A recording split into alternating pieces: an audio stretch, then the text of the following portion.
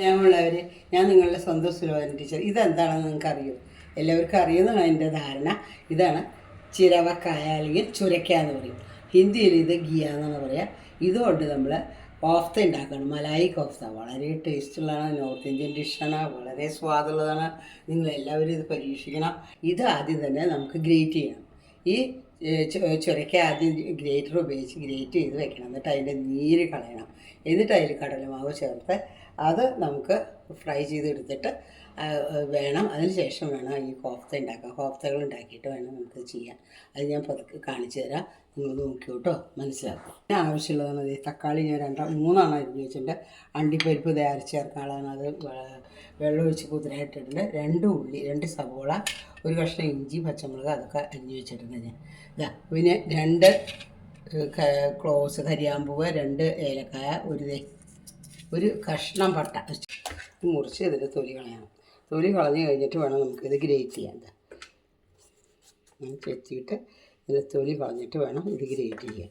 ഇത് ഗ്രേറ്റ് ചെയ്തിട്ട് വേണം നമുക്ക് അതിൻ്റെ നീര് പിഴിഞ്ഞ് കളയാം.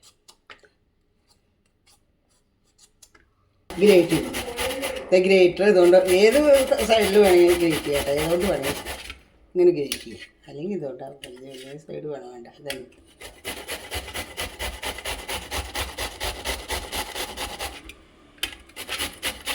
ഗ്രേറ്റ് ചെയ്തു. ചുരക്ക ഗിയ ഇതിന് എന്താ ചെയ്യേണ്ടത് ചെയ്യുന്നത്, നമ്മൾ പിഴിഞ്ഞ് ഇതിൻ്റെ നീരെടുക്കണം. ഈ നീര് കളയരുത് കേട്ടോ, അത് കറിയിൽ ചേർക്കാം. ഇത് ശരിക്കും പറഞ്ഞാൽ ആൾക്കാർ തുണിയിലാണ് കെട്ടി ചെയ്യുക. ഞാനിത് കൈ കൊണ്ടാണ് ചെയ്യുന്നത്. ഒരു തുണിയിൽ കെട്ടിയിട്ട് ഒരു തോർത്തിൽ കെട്ടിയിട്ട് പിഴിഞ്ഞാൽ വളരെ ഈസി ആയിട്ട് അതിൽ വെള്ളം കിട്ടും.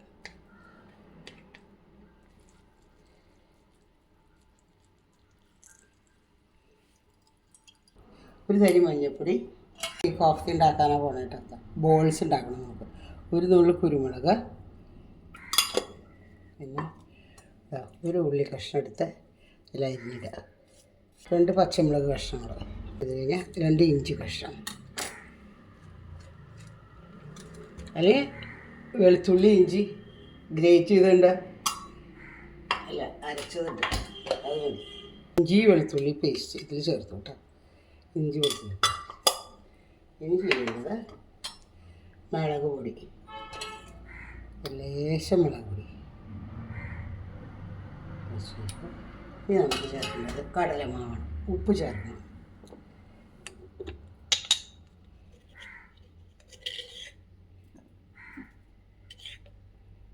ഉപ്പ് ചേർത്ത് കുറച്ച് ഇനി കടലമാവ് ചേർക്കണം. കടലമാവ് ഇടാം. ആദ്യം ഇത്ര ചേർക്കണം.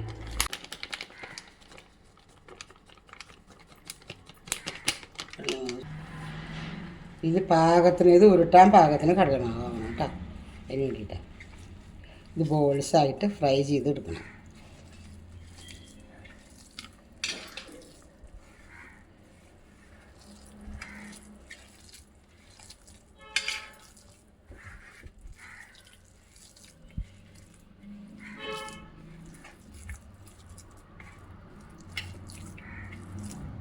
ഓയിലാണോ വെളിച്ചെണ്ണയൊന്നും ഒഴിക്കാതെ ഇതിന് നോർത്ത് ഇന്ത്യൻ ഡിഷസിന് നോർത്ത് ഇത് ഒഴിക്കണ്ട.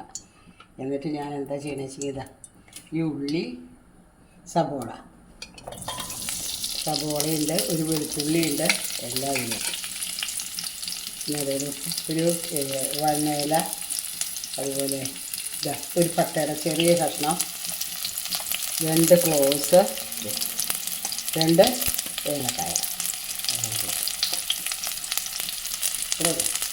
വെച്ച്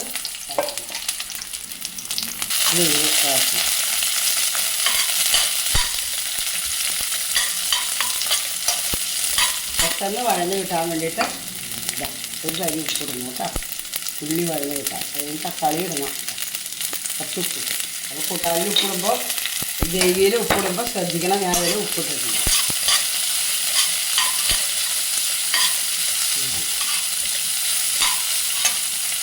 തക്കാളി ഇല്ല. തക്കാളി 3 എടുക്കുന്നുണ്ട്. അതൊക്കെ നല്ല പുളിയിലും നല്ല അഴുകുന്നുണ്ട്.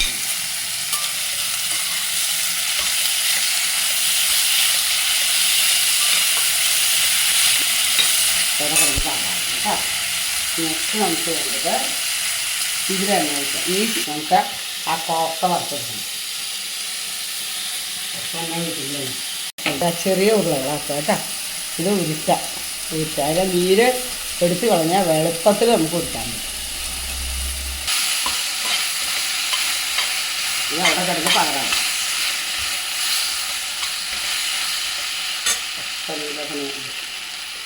ഇതായി ഇതാ.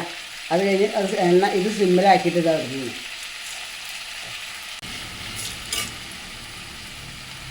പറയണമെന്നില്ല. ഇതാ ഈ ട്രിപ്പ് തയ്യാറായി. ഇനി അടുത്ത് നമുക്ക് ഉണ്ടാക്കാം. അതുപോലെ ചൂടാറി തക്കാളി ഉള്ളി അതെല്ലാം വഴറ്റി ഇനി നമ്മളത് മിക്സിയിൽ അടിക്കാൻ പോകും.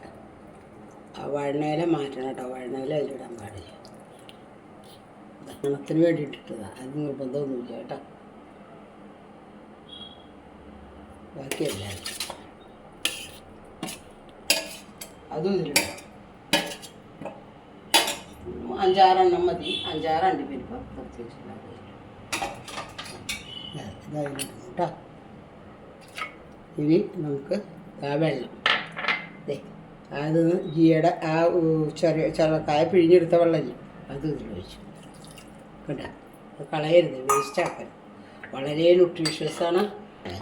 ഇനി ഇതായിരിക്കാം കേട്ടോ.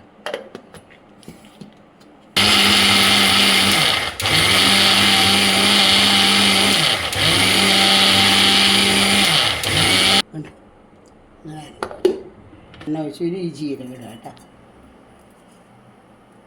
2 മണി ജീരകം ഇട്ടു. ഏതാണ്ടാവണം. പിന്നെ നമുക്ക് ഇതിൽ ഉള്ളി ഇഞ്ചി പച്ചമുളക് ഇടാം കേട്ടോ.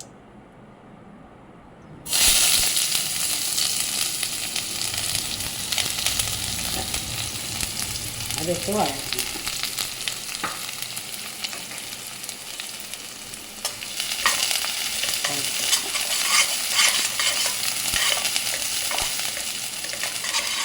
നല്ല മണം വരുന്നുണ്ട്. നല്ലോണം വഴറ്റണം. അത് കഴിഞ്ഞിട്ട് വേണം നമുക്ക് ഗരം മസാല, മല്ലിപ്പൊടി, മുളക് പൊടിയൊക്കെ ചേർക്കാം.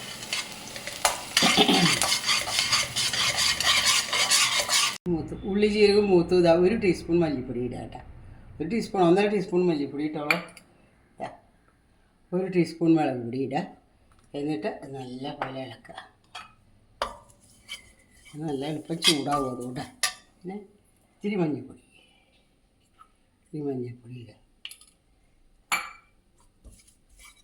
നല്ലോണം തക്കാളിയൊക്കെ കൂടിയിട്ടുള്ളത് അത്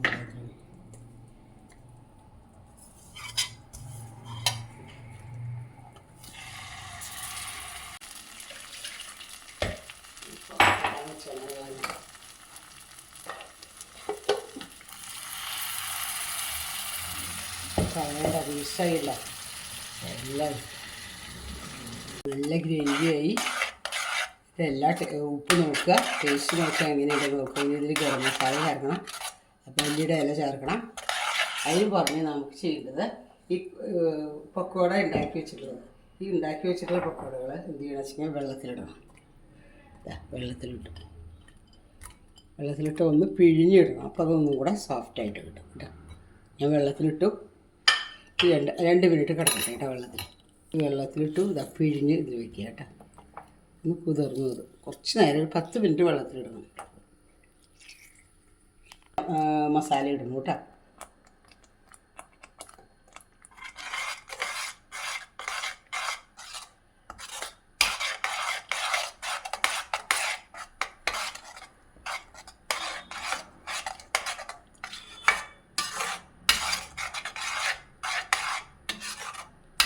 ഇത് നല്ലോണം തിളക്കട്ടെ. തിളച്ചതിന് ശേഷം നമുക്ക് മല്ലിയുടെ ഇല ഇടാം, പിന്നെ കോഫി ഇടാം.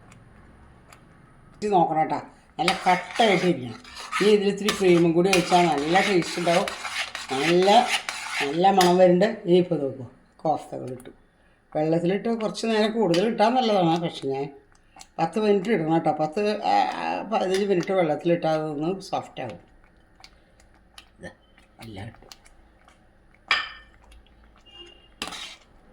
ഇതിപ്പോൾ വാങ്ങാറായി. ഇതിൽ മല്ലിയുടെ ഇല ഇടുക.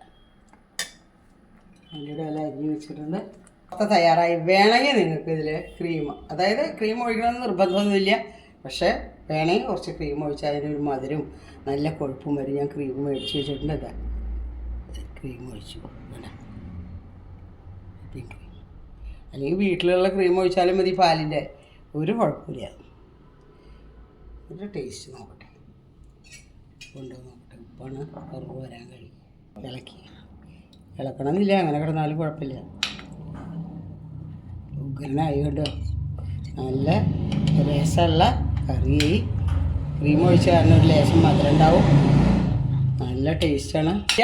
നല്ല കോഫ്ത തയ്യാറായി നോക്കൂ, എന്ത് രസമാണ് നോക്കൂ കേട്ടോ, എത്ര ടേസ്റ്റാണ് നോക്കൂ. ഇത് ചപ്പാത്തിയുടെ കൂടിയും ഫ്രൈഡ് റൈസിൻ്റെ കൂടി കഴിക്കാൻ വളരെ ഒന്നാം തരം. കുറച്ച് നേരം മെനക്കെടണം എന്നുള്ളത് ശരിയാണ്, പക്ഷെ അതൊക്കെ നമ്മൾ എളുപ്പം ചെയ്യണമെങ്കിൽ അധികം സമയമൊന്നും എടുക്കില്ല.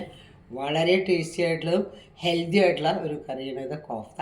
ഇതിന് മലായി കോഫ്ത എന്ന് പറയും, അല്ലെങ്കിൽ മലായി ഇട്ടിട്ടുള്ള കാരണം, ക്രീം ഇട്ടിട്ടുള്ള കാരണം. ക്രീം ഇടാതെ നിങ്ങൾക്ക് ഉണ്ടാക്കാം, ക്രീം നിർബന്ധമൊന്നുമില്ല. അപ്പം അതിന് പകരം കുറച്ച് ഒരു ലേശം പഞ്ചസാര ഇട്ടാൽ മതി. ബാക്കിയൊക്കെ നല്ല ടേസ്റ്റ് ഉണ്ട്. പിന്നെ ഇതിൻ്റെ കൂട്ടുകളൊക്കെ മനസ്സിലായി എന്ന് വിശ്വസിക്കുന്നു. എല്ലാവരും ഉണ്ടാക്കി നോക്കുക, ടേസ്റ്റ് ചെയ്യുക, അതാണ് എൻ്റെ റിക്വസ്റ്റ്. ഇനി ഈ വീഡിയോ ഇഷ്ടമാവുകയാണെങ്കിൽ ലൈക്ക് ചെയ്യൂ, ഷെയർ ചെയ്യൂ, ആൻഡ് സബ്സ്ക്രൈബ് ചെയ്യുക. ആരും ലൈക്ക് ചെയ്യണത് കാണാനില്ല കേട്ടോ.